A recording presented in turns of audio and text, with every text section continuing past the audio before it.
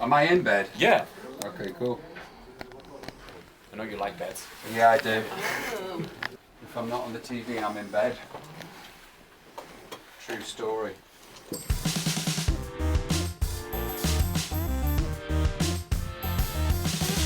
Hi, I'm Robbie Williams and I'm here at Supernova because if I didn't do it, Alla said that he would tell everybody that I've slept with him.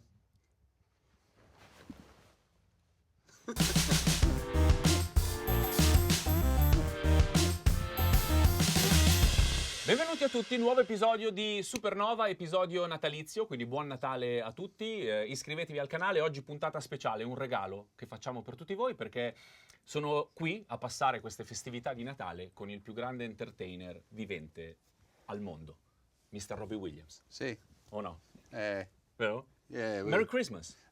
Merry Christmas to you. Merry Christmas. Yeah, Merry Christmas to everybody. As you can tell by my green socks, it's Christmas time. Festive, you think of everything. Yeah. We were talking about favorite color about socks. Yeah. We both like white socks And pink. and pink. Yeah, but here's the, okay, so I was saying to you, which I also have just found out, that in Italy, growing up, same as England, you are told that if you wear white socks, you are strange. Yeah, and that's a shame. It is a shame. Yeah. Because white socks rock. I am going to start a petition to embrace the white sock. Yeah. Italy, embrace the white sock in you all. Michael Jackson style. Yeah. So, Robbie, congratulations for this movie, Better Man. Thank you. Che in Italia esce il 1 di gennaio, will be released in Italy on January 1st, so people is about to see it. And I have to be honest with you, the first time I heard about this movie was a couple years ago. We were in Bologna before a gig of yours. We were backstage chatting, and you were telling me about this project. I'm doing this project, this movie about my life, and I'm a monkey. And at the time, I pretended I got it, but I didn't. Yeah. Now I see the movie, and it's crystal clear for me, and it's beautiful. It's terrific. It works, right? Yeah, absolutely. I mean, I know that it's audacious and it's a big swing, as they say in America. But it weirdly works better than if it was a human that looked like me pretending to be me. Yeah. So strange. I thought the same, because with a monkey, after a few minutes, I totally see you Yeah. all the time. I see you all the time. But also, you know, with other biopics, you're constantly thinking, oh, he doesn't look like him there. Yeah, Oh, exactly. he doesn't look like her. Oh, they're doing a great job at being him. With the Yeah. monkey, you don't even think that. Yeah, it's you. Who came up with the idea? Michael Gracie, the director. Okay. Yeah. And what have you thought when he first tell you, okay, the perfect thing is you as a monkey? I loved the idea straight away, and I was totally in. And then I went into the next room and I told my wife, and she is the minister of finance and ideas and culture in our lives. And I was like, and guess what? I'm going to be a monkey. And she was like, what? And it was there I realized that it may be a contentious idea. But she's seen the movie and she's like blown away. And it was a monkey since the first place, or have you considered like using a real actor, or at the beginning? No, always a monkey. I guess because there's so many biopics and people are bored of them that you have to make it unique. To find something new. Yeah. And if an actor could have been you, who would you have liked to be? John O'Davis. That plays me in the movie. He does an unbelievable job. Yeah, he's great. He's great. He did all the dance routines and all he the did action. everything. Wow. Yeah, he did everything. Yeah, I'm in it somewhere, but I don't know where I am. Yeah. In Italy, we have this TV show which is called Belve, which means beast, where the host always asks the guest, "What beast do you feel like?" What beast do you feel like? A squirrel. A squirrel? Yeah. Why? Because they're little, puffy, fast. Yeah. I think smart. I don't know if a squirrel is if squirrels are smart, but they are smart. They've had to be smart to exist. Yeah. I was trying to find myself some self-worth at the time when he asked me the question. So I said lion. Lion. And yeah. he was like, mate, you're not a lion. Not really. And I said, monkey. Monkey's perfect. And how you and Michael got in touch? I met him at a party. My wife's best friend from growing up's father is a lawyer, and he is the lawyer for Michael. Ah, okay. And how do you decide to work together? Well, he'd just done The Greatest Showman. Yeah. And there's no way I would think that he would want his next film would be a biopic about my life. But the universe conspired, and he asked me, and of course the answer is yes. But The Greatest Showman was a good movie for you. I mean, the title completely fits you. Yeah, he came round to my house. He said, I need a favour. And I really, really thought he was going to ask me to be the lead in this movie, The Greatest Showman. The Greatest Showman? Yeah. Oh, poor you. Yeah, and then he said, and now's the favour. And I said, what's the favour? And he said, can you leave a message for Hugh Jackman telling him he must do this movie? And I was like, yeah, okay. Rude. Very Yeah. rude. But eventually, it worked. It all works out. Yeah, Hugh Jackman is a G, and here is Michael Gracie doing a biopic about me. It's perfect. Yeah, that's actually a question for Michael. But do you think it's particularly hard to make a movie about someone who is still alive? It just depends how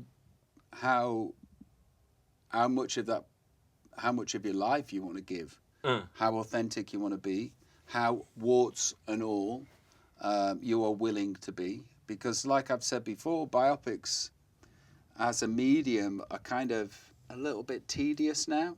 So I think if you're going to be honest, then any movie's great.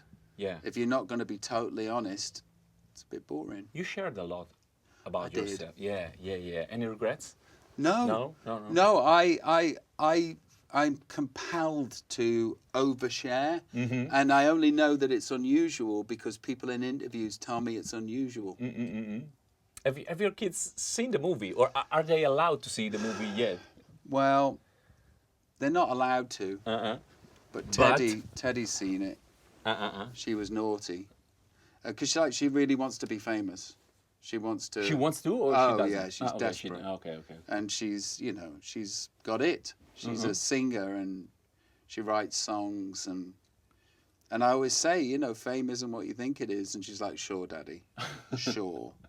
And it'll be different for me. Yeah. And then she saw the movie and then she said, can we walk around the garden? And she held my hand and she said, I get it, Daddy, I get it. Okay, they never trust us in No. the first place. Yeah. No. Yeah. And we're so much full of wisdom now Yeah. that they won't listen to. That's a pity. That's a shame. The got it or you got it. You don't have it. It's a topic in the movie. Who do you think got it now in nowadays? Harry scene? Styles. Harry Styles got it. Yeah. Yeah. He, like Harry Styles appeared on the scene, and then just by being him, Yeah, the whole he liked- universe opened up to him, and it's a very interesting phenomena. He didn't have to do anything. I mean, the fact that he's very talented too really helped, but just his natural charisma. David Beckham, he's another person that's just got this natural thing that people want and need, and he doesn't have to do anything just by being innately him. Timothy Chalamet. I watched, agree with you. I watched Wonka twice with the kids, and then I was at a party that he was at, and I had to go. I wanted to just go, mate, you did such a great job, such massive boots to fill, and you pulled it off so well. And I bent down to tell him, and he brushed by me with his hair, and I was like, it was like the whiskers of angels. Yeah. Totally get you. I've cried a lot watching the movie. Have you? Yeah. Yeah. Yeah. Every time? Just the first time? No, not every time. Different times. If I'm tired, if I'm jet lagged. Yeah. Because there's been screenings and premieres and.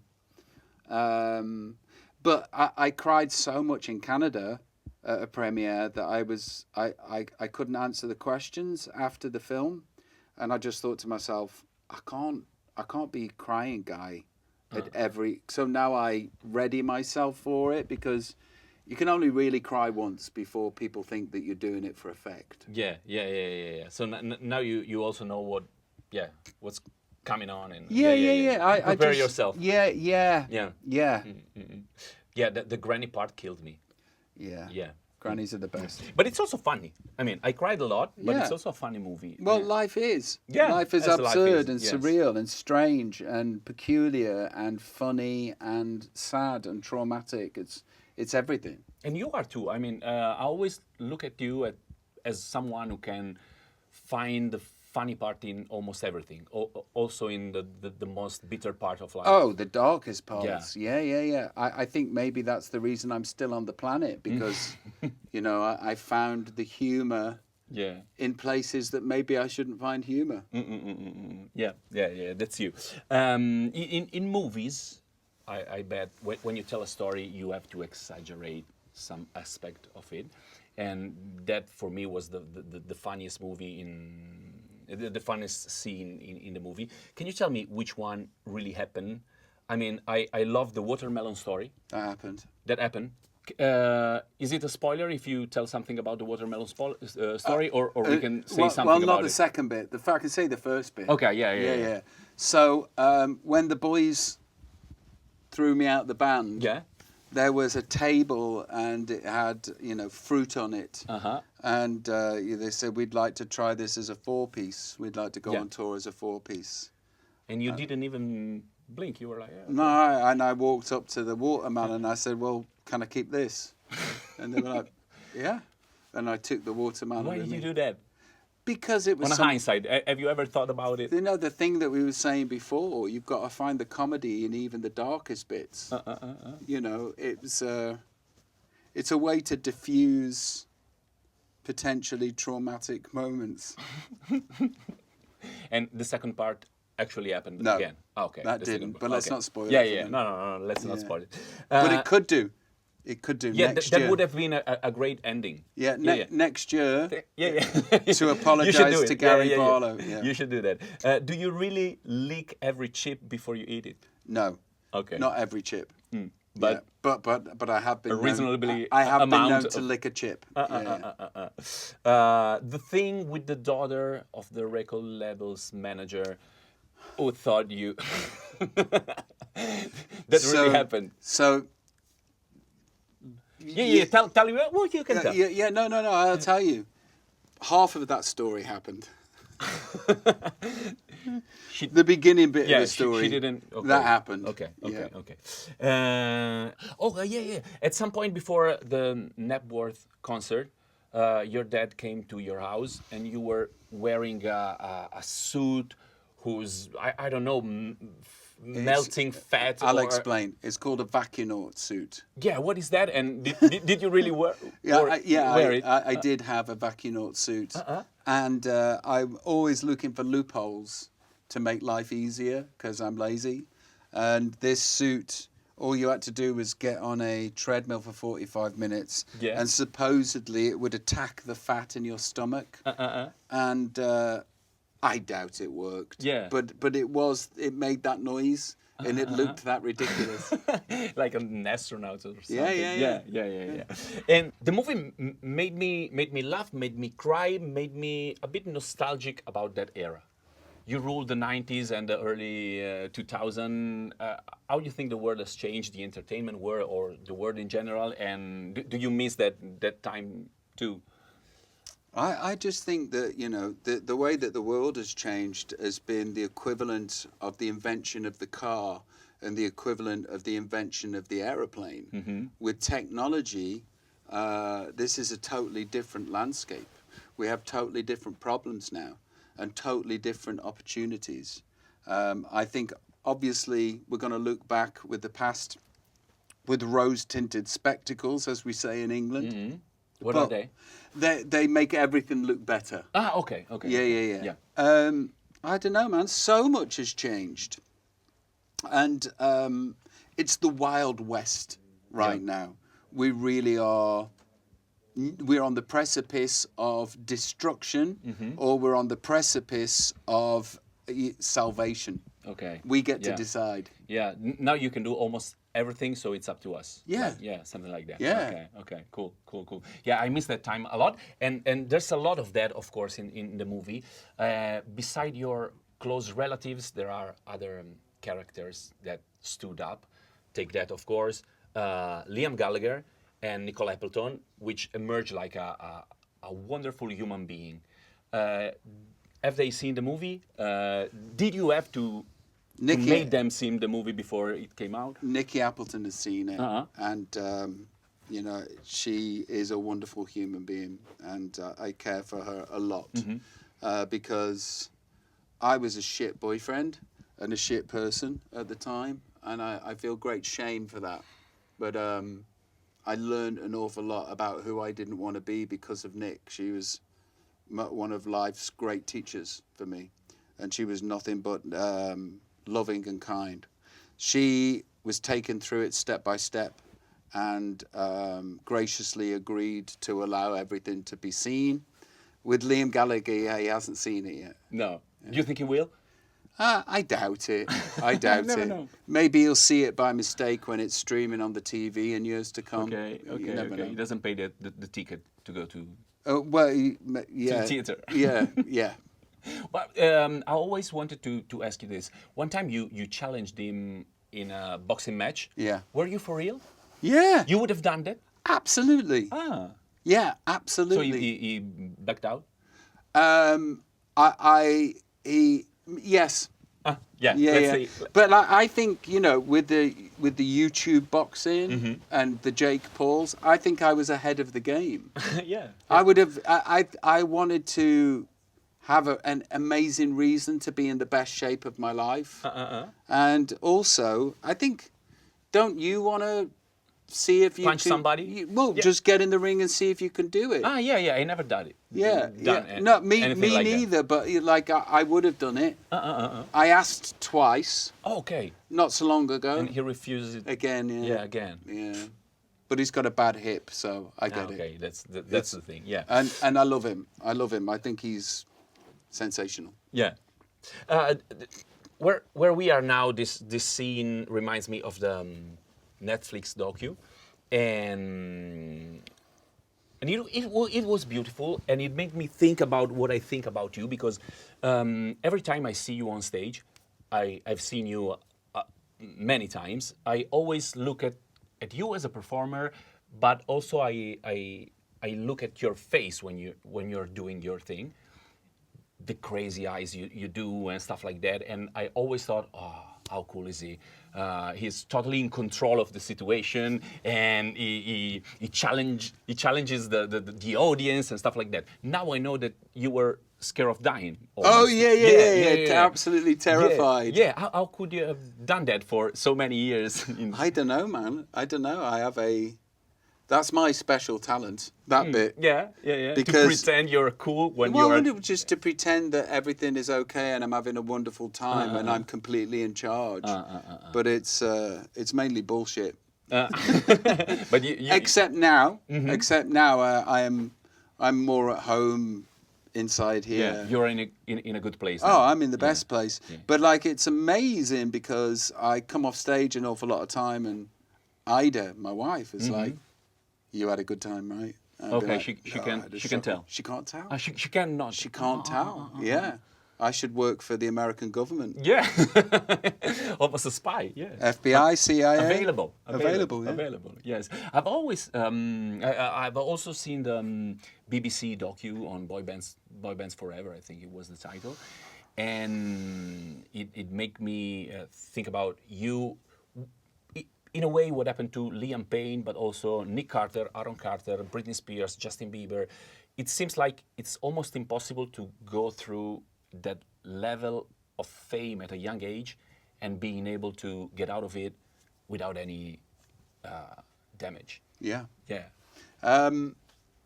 Yeah, because we are learning who we are. And I think it's scientific that your frontal lobe doesn't close until you're 25. Yeah. That's when men become men properly. Yes. Up until then, you're just feeble idiots. And I was a feeble idiot. And yeah, the world does something very strange towards you, and it also informs you of who you are, and who you are when you are famous is other, outside of the tribe, existing in a place that is surreal and unusual. So, and then mixed with they work you too hard, they don't look after you, they didn't know to be honest with you. Yeah. You can't know what you don't know. Yeah, And they didn't. It's an honest mistake. It's an honest mistake sometimes. But that's just what happens. It's, I took acid when I was 15. I shouldn't have taken acid when I was 15. Fame is like taking acid, but it lasts forever. Yeah. I think I understand what Yeah. you're saying. In a movie, you always see judgmental monkeys in the audience looking at you and judging you. Do you still see them? Yeah. Will Yeah. they be at the movie theater to the premiere of Better Man? Well, they used to drive the car. Okay. They no longer drive the car. Okay. They're still in the car with me, but I'm driving now. Okay. I mean, I'm not a great driver, but But- they're not trying to drive it off a cliff. Yeah. Okay. At least. Yeah. Robbie, thank you very much. You're Thank the you. best, It's always, mate. You're the it's always best. a pleasure. Yeah. Better Man esce il 1 gennaio, andatelo a vedere. Supernova uscirà prossimamente con una nuova puntata. Iscrivetevi al canale. Grazie mille da me e Robbie Williams. What the man said.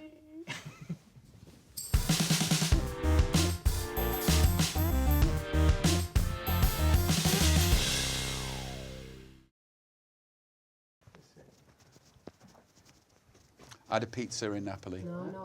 The pizza are good. Yeah. But I actually don't like the The bread? no the in Italy we have two kinds of pizza. The tiny one and Yeah. the fat one. Yeah. I like the tiny one. Me too. better. Yeah.